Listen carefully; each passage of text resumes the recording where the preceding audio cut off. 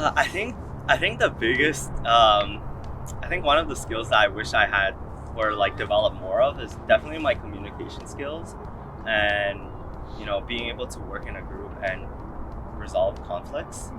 And I think those are all like soft skills that you develop as an adult over time. But I think especially for my program where I do have to work in groups, and there are times where you're gonna run into problems. You have to figure out how to communicate to certain members or find a way to resolve that conflict before the deadline.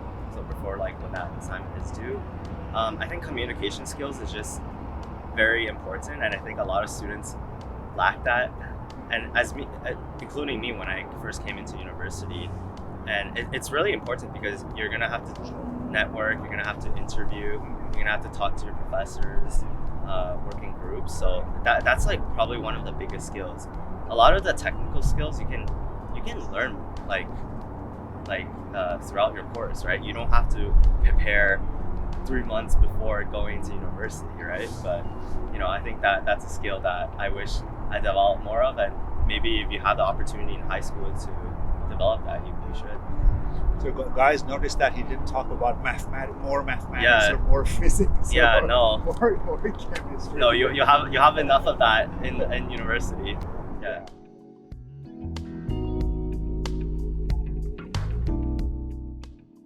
All right. How about jobs and careers? Are you allowed to work, and did you? Yeah. So 100%. If you have the time, in your program to find a part-time job, 100% you can work that part-time job. But just make sure you're able to manage your workload and not burn out. I think that's really important to not burn out. And would it be different from a co-op? What is a co-op? Okay, so in my undergrad, I was in a cooperative program, meaning that it's essentially like an internship. So basically, for example, I would be in school in the fall semester and the spring semester, and then I would be on co-op or an internship in the winter semester. And so what happens during that process is in the fall semester, you would be doing school, but you'd also be like applying to all of these jobs that thankfully the university has a portal to, so you can like view all these jobs and apply to it. Paid for them, everything, right? It's all included in your tuition, like in tuition costs, and like so in the beginning of each semester you have like your bill. It's all included, and and I think co-op is definitely something everyone should consider because it kind of forces you to get a job and also give you some life experiences as well as give you a break from school. I think it is possible to put it on your resume also. Yeah, for sure, because it's a full-time job for like 4 months. Yeah, or 8 months depending on like how you choose it to be. Yeah. That's awesome. That's really good. Yeah. So I guess like an example of a co-op I did was I worked at the Royal Bank of Canada, RBC, for 4 months, and I can put that on my resume. That's beautiful. Yeah. And I think another great thing about co-op is you're only usually so for a program you might have 4 to 5 co-ops, so 4 to 5 internships, and so this kind of deviates from the typical 4-year program. So instead of 4 years, your program is 5 years now. But what's great is you can try like 5 different employers in the span of like less than 2 years, right? So that gives you a really good sense of what you want to do, what kind of companies you value, the type of culture you like. And if you don't like it, you're only there for 4 months and you're out. And there's no hate or like anger.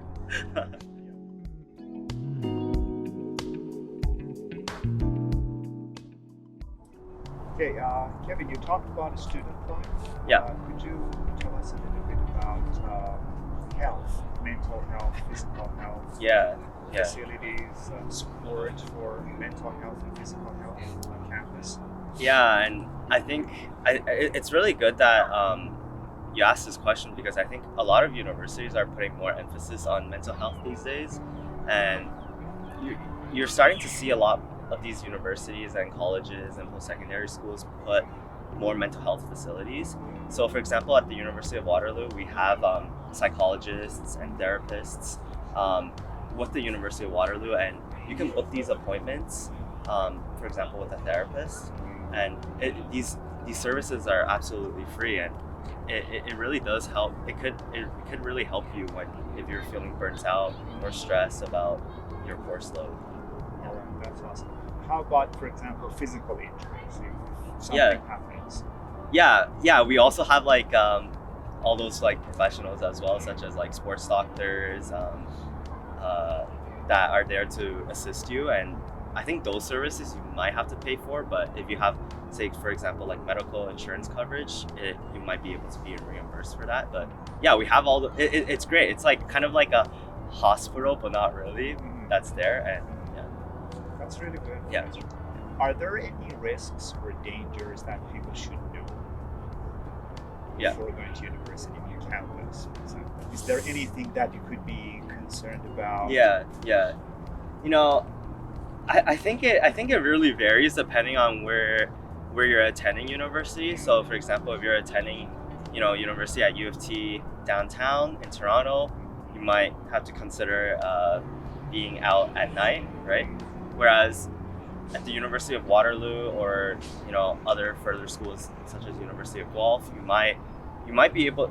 There's like less of those kind of safety concerns of getting like encountering like a thief or like encountering like criminals, but that wouldn't happen on campus. Yeah, that would never really occur on campus because, for example, at the University of Waterloo, like all the buildings are just like together, so it's always just students and like professors and all the university employees. So usually you don't see any of those like kind of risks and concerns going on. But if you were maybe at the University of Toronto where the buildings are scattered, you might have to like consider that. Yeah.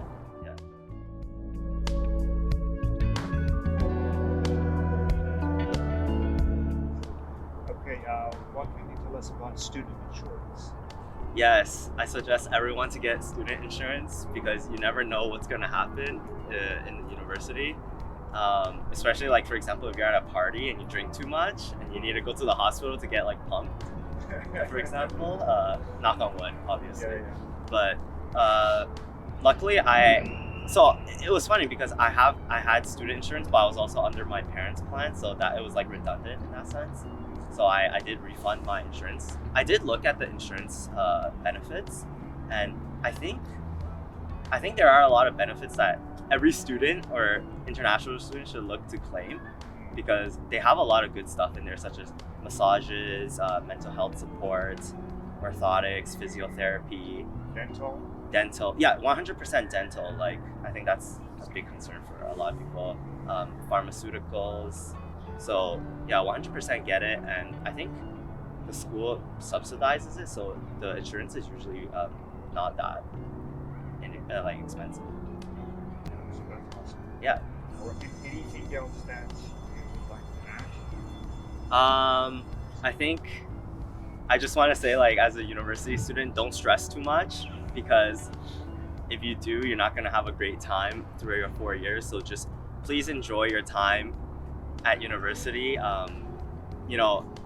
You're going to have many semesters, you're going to have many exams, and if you're stressing over every one of them, you're not going to be able to enjoy the process.